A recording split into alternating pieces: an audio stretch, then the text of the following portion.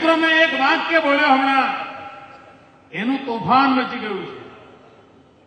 મુંબઈમાં જે બોમ્બ ધડાકા થયા, હિન્દુસ્તાન પર પાકિસ્તાને જે હુમલો કર્યો, તાજ રેલવે સ્ટેશન, હોટેલ, એક ધડાધડ બધું તોફાન મચાવી દીધું.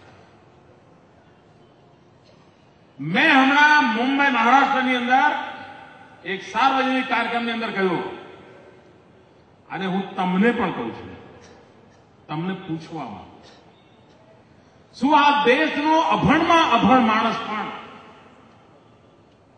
કોઈ સમજણ ના હોય, માહિતીના એવા માણસને પણ તમે પૂછો કે ભાઈ આ મુંબઈમાં પાકિસ્તાને આક્રમણ કર્યું, આટલા બધા લોકોને મારી નાખ્યા, તો તમને શું લાગે છે? સ્થાનિક કોકે રસ્તો બતાવ્યો હશે? કોકે ચા પાણી પાયા હશે? કોકે મુક્ત થયેલું? એ જ છે ને. કોઈ સ્થાનિક મદદ વગર શક્ય બન્યું હોય ભાઈ? પહેલા આવીને મેં હોટલનો આખો નકશો જોયો હશે ને? કોક તો બતાવનાર હશે ને. મેં એમ કહ્યું કે ભાઈ આ તમે પાકિસ્તાન સાથે જે તમારા બધું રોજ નિવેદનબાજી કર્યું એ કર્યા કરો, પણ એ તો શોધો કે અહીંયા બી કોઈ રસ્તો બતાવનાર હતો કે અહીંયા બી કોઈ થેલી મૂકનાર હતો કે કોઈએ ટેલિફોન પર કહ્યું હશે ને કે આટલા વાગે આવો સારું રહે? કંઈ તો થયું હશે. મિસ્ટર ચિદમ્બરમ, દેશના ગૃહમંત્રી તરીકે ગુજરાત રાજ્યનો મુખ્યમંત્રી આપને જવાબ માંગે છે. આપ જવાબ આપો. શું આપ માનો છો કે હિન્દુસ્તાનમાંથી કોક માણસે કોઈને કોઈ પ્રકારની એને મદદ નહીં કરી હોય? ખુલ્લેઆમ કહો, ન કરી હોય તો. અને મારી માંગણી આટલી છે કે એક બાજુ પાકિસ્તાનને ભીડાવો અને બીજી બાજુ અહીંયા જે કર્યું હોય એને બી ઠેકાણ કરો. આતંકવાદને જળમૂળથી ફેરવો હોય તો આવા લોકોને શોધીને ન્યાયના ત્રાજવે ખડા કરવા પડે.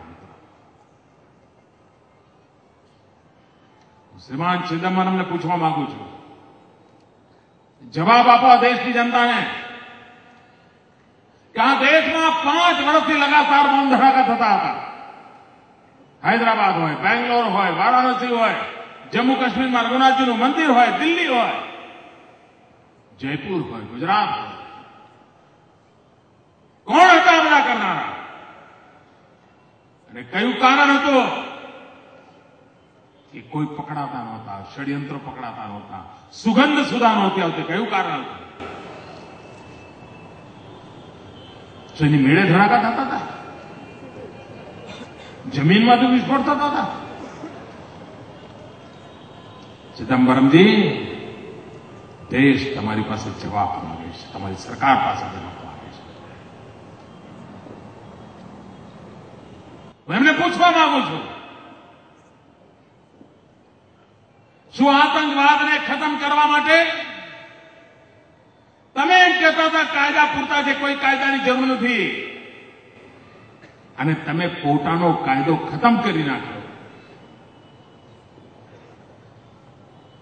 અને હવે તમને મુંબઈ થયા પછી ખબર પડી કે ના, કાયદાની તો જરૂર પડશે, અને છેલ્લે દોડતા દોડતા કાયદો લઈ આવ્યા, અને એમાં પણ તમે 50 બાકોરા રાખ્યા છે. શું આ દેશની જનતા તમને માફ કરશે? 50 બાકોરા વાળો કાયદો બનાવી દીધો. 50 બાકોરા વાળો, એક નાનું છીલું હોય ને તોય ભાગી જાય. 50 બાકોરા વાળો કાયદો. શું દેશની જનતાની આંખમાં ધૂળ નાખવા બેઠા તમે લોકો? શું સામાન્ય માનવીને રક્ષા ના જોઈએ? સામાન્ય માનવીને સુરક્ષા ના જોઈએ? મિત્રો, ગુજરાત પાકિસ્તાનની સીમા પર છે. પાકિસ્તાન ડોળો લગાવીને બેઠું છે. ગુજરાત જેવા સમૃદ્ધ રાજ્યને તબાહ કરવાની એની ઈચ્છા હોય, બહુ સ્વાભાવિક છે. અને એની સામે લડવા માટે આપણે ગુજકોકનો કાયદો બનાવ્યો. 3 વખત વિધાનસભામાં પાસ કર્યો. 25 વખત પ્રધાનમંત્રીને ડેલિગેશન મળ્યા.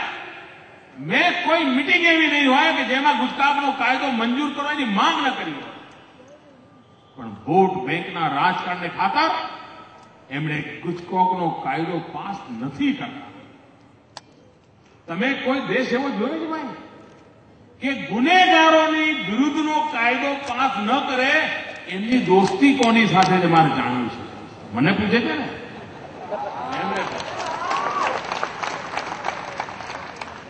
અને મેં કાલે જ કહ્યું હતું, દિલ્હીવાળા મહેરબાની કરીને મને છેડવાની કોશિશ ના કરે. અમે ગુજરાતના લોકોની તાકાત શું છે મિસ્ટર ચિદમ્બરમ તમને ખબર છે? મિત્રો, અમારા એક મોહનલાલ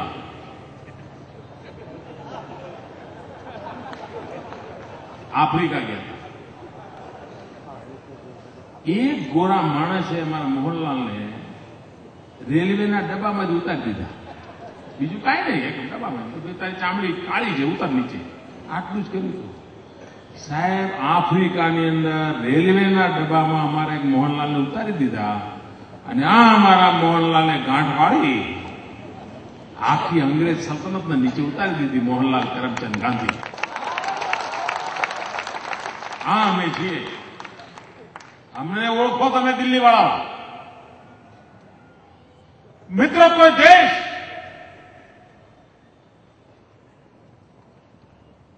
આતંકવાદીઓ માટે કૂણું વલણ અપનાવી ન શકે. અને મિત્રો, આ દેશમાંથી આતંકવાદને ખતમ કરવો છે. ઈંટનો જવાબ પથ્થરથી આપ્યા વગર છૂટકો નથી.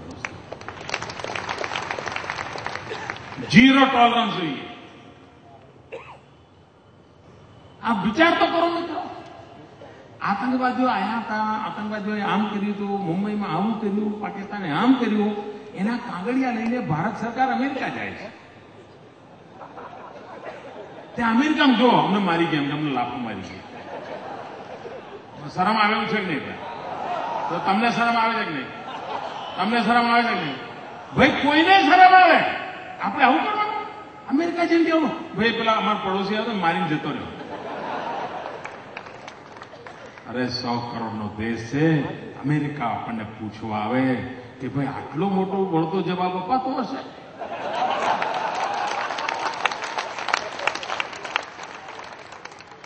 આ ન ચલાવી શકે મિત્રો.